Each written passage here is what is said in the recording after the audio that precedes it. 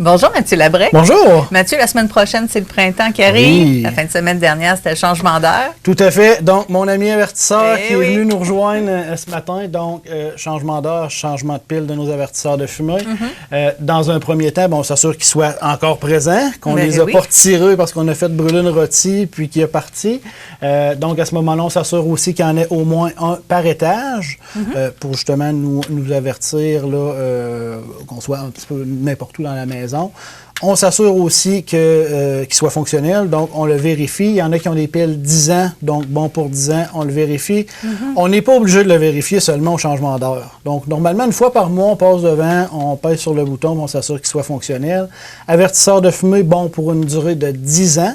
Donc, à ce moment-là, on est capable de voir la date sur notre avertisseur. C'est là qu'on va avoir l'information. 2012, lui, c'est pour ça qu'il y a un beau collant rouge dessus. On ne l'utilise plus. Pour ne pas l'utiliser. Donc, encore là, très important de les avoir et qu'ils soient fonctionnels. Ça sauve des vies. Oui, carrément. Effectivement. Et puis là, je vois que tu m'as amené un paquet de beaux accessoires ce matin. Oui, tout à fait. Donc, entretien printanier de certains items qu'on a à regarder. Pourquoi entretien printanier? Souvent avec les saisons, bien justement, il y a quelques tâches justement qu'on veut réaliser pour s'assurer de ne pas avoir de sinistre, pour prévenir les sinistres ou réduire grandement les dommages en cas d'occurrence d'un sinistre. Premièrement, les dommages causés par l'hiver. Il peut y avoir certains dommages, justement, qui ont été causés, justement, par les températures hivernales. Donc, est-ce qu'il s'est formé des barrages de glace sur notre toiture qui démontreraient qu'il y a un manque d'isolation de notre toiture? Est-ce qu'il y a eu des infiltrations d'eau, des traces d'humidité, par exemple, au sous-sol ou ailleurs dans la maison? Avec le gel-dégel cette année, là, on en a eu plusieurs fois, du gel-dégel. Effectivement. Donc, ça peut, des fois, favoriser un peu l'infiltration d'eau. Des fois, quand on va penser à dégâts d'eau, on va penser de l'eau qui coule de manière incontrôlée. Par contre, ça peut être des petites fuites, justement, qui, avec le temps, vont causer de la pourriture de matériaux, des champignons, encore là, toutes ces choses-là. Donc, c'est pas nécessairement le robinet qui coule par terre. Là. Ça peut être des dommages à long terme. Est-ce qu'il y a des micro-fissures dans la fondation? Est-ce qu'elle est abîmée? Est-ce que nos fissures se sont agrandies, par exemple, s'il y en avait déjà? L'apparition de trous, des déplacements. Donc, on garde un œil à ça. Gouttière aussi. Faire le tour, justement, pour s'assurer qu'ils évacuent comme il faut l'eau, qu'ils n'ont pas été endommagés par la glace, par la neige. Et ça, on le voit bien ces temps-ci, parce que, justement, quand ça dégèle, les gouttières fonctionnent bien, là. Effectivement. C'est ça, hier, je regardais un peu quelques résidences. Il y en a qui ça coulait sur le bord du revêtement, qui avait été un petit peu déplacé. Donc, à ce moment-là, c'est de refaire vraiment une tournée de nos gouttières. Calfreutage autour des fenêtres, autour des portes, encore là. Est-ce qu'il y a des branches d'arbres qui ont été cassées, abîmées? Une grande tournée extérieure de notre bâtiment pour voir est-ce que l'hiver a laissé des dommages, tant sur notre résidence que sur notre cabanon, que sur les différents bâtiments qui pourraient se trouver sur notre terrain. Maintenant, les éléments de plomberie aussi. Donc, ça peut être un bon rappel de les faire justement dans notre entretien printanier, justement parce qu'un tuyau qui coule, ça coule beaucoup. Ça peut faire énormément de dommages. On peut chiffrer des fois plusieurs milliers, plusieurs dizaines de milliers de dollars, tout dépendant du type de dégâts qu'on va avoir. Et encore une fois, c'est pas nécessairement un lac qu'on va trouver, là. Pas nécessairement un lac. Il y a des dégâts qui peuvent se faire justement avec le temps, qui vont causer d'autres problématiques également. Donc, on va examiner dans un premier temps les tuyaux sous les lavabos. Tuyaux souvent qui vont être en acier inoxydable, comme ça ici. Donc, s'assurer qu'elles ne soient pas endommagés. Endommagés, souvent, c'est des produits nettoyants qu'on va mettre là. Ces produits nettoyants-là vont causer des dommages à nos tuyaux.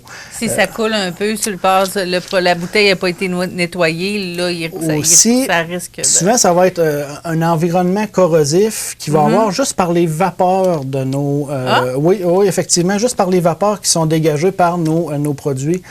Même souvent, si on pense que les bouchons sont bien fermés, souvent, on va ouvrir les portes de l'armoire, ça va sentir déjà là peu importe ce qu'on entrepose là, mais on va déjà sentir quelque chose, puis ça va attaquer nos tuyaux, justement.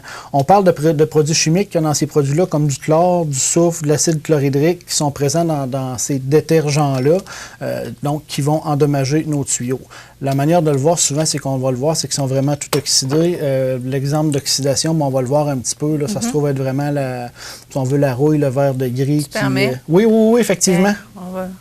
On va le montrer ici. Voilà, je ne sais pas si on le voit bien.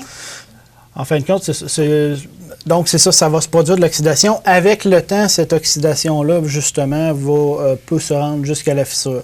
À l'intérieur de ces tuyaux-là, oui, l'extérieur est justement en acier inoxydable. Par contre, l'intérieur, lui, va être en caoutchouc. Donc, à ce moment-là, la gaine peut être endommagée puis se rendre jusqu'à notre tuyau de caoutchouc. Et ce qu'on voit ici, là, justement, c'est écrasé, là. Effectivement, chose aussi qu'on a regardé, est-ce que notre tuyau est endommagé mécaniquement dans ce cas-là, donc peut avoir été coincé, peut avoir été forcé, ben oui. Puis avec le temps, justement, le fait qu'il soit comme ça, ça crée justement une faiblesse dans notre tuyau, donc probablement qu'il pourrait couler de cet endroit-là. Même s'il est gainé. Même s'il est gainé, effectivement. Il va comme avoir une restriction, si on veut, dans notre tuyau qui va favoriser l'endommagement. Donc, on s'assure à ce moment-là de les vérifier au moins annuellement, justement, nos tuyaux sous les éviers. Puis de préférence, ranger ces produits-là de nettoyage dans un endroit frais et sec où est-ce que ça ne peut pas endommager ce type de tuyau-là. Aussi, on va poursuivre avec les boyaux de laveuse. Là, j'en ai emmené plusieurs parce qu'il peut y avoir plusieurs problèmes avec ces boyaux-là. C'est pas fait pour durer 15 ou 20 ans ou jusqu'à ce qu'on change notre laveuse. Il y en a que ça va être indiqué dessus à remplacer après 5 ans, à remplacer après 10 ans. Ce qu'on va suggérer maintenant, ça va être d'utiliser vraiment des tuyaux comme ça, en acier tressé, justement. Par contre, on voit encore beaucoup, ou ceux qui sont fournis avec une nouvelle laveuse vont être des tuyaux noirs comme ça. Problème qui peut se produire, celui-ci, je peux te le relaisser en fin de compte. Oui. Lui, ça va être du fendillement. Lui, c'est plus difficile à voir, mais ça va être le tuyau qui a séché. Justement, là, comme ça, on va le voir un petit peu mieux. Là, mais on le voit là. Mais en fait, c'est toutes des stries qui se trouvent à voir dans notre boyau qui a séché, justement, qui, avec le temps, peut favoriser les dommages. Ces deux-là ici, ça va être des bulles qui vont se former. Donc, c'est notre gaine intérieure qui va être endommagée. Puis, par la suite, justement, cette bulle-là va fendre et causer un dégât d'eau.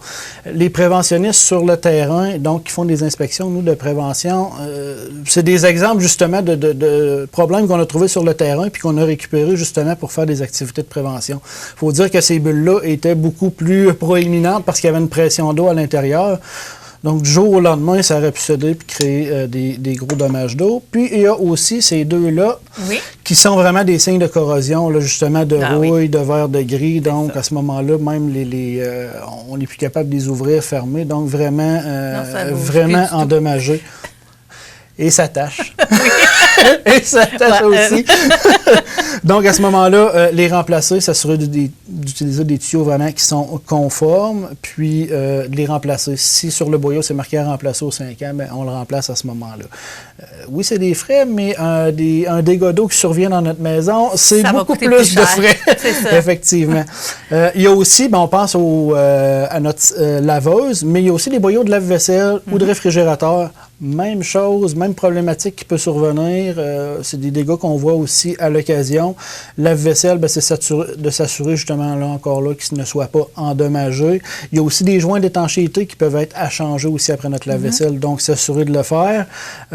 Réfrigérateur, un petit peu même chose pour éviter des dégâts d'eau. On s'assure de les vérifier au moins une fois annuellement. Ces boyaux-là ne sont souvent pas facilement accessibles, j'ai envie de dire. De là, regarder peut-être dans le guide du fabricant. Probablement qu'il y a justement des trucs, des facilités pour aller les voir plus facilement. Suivre l'entretien recommandé par le fabricant.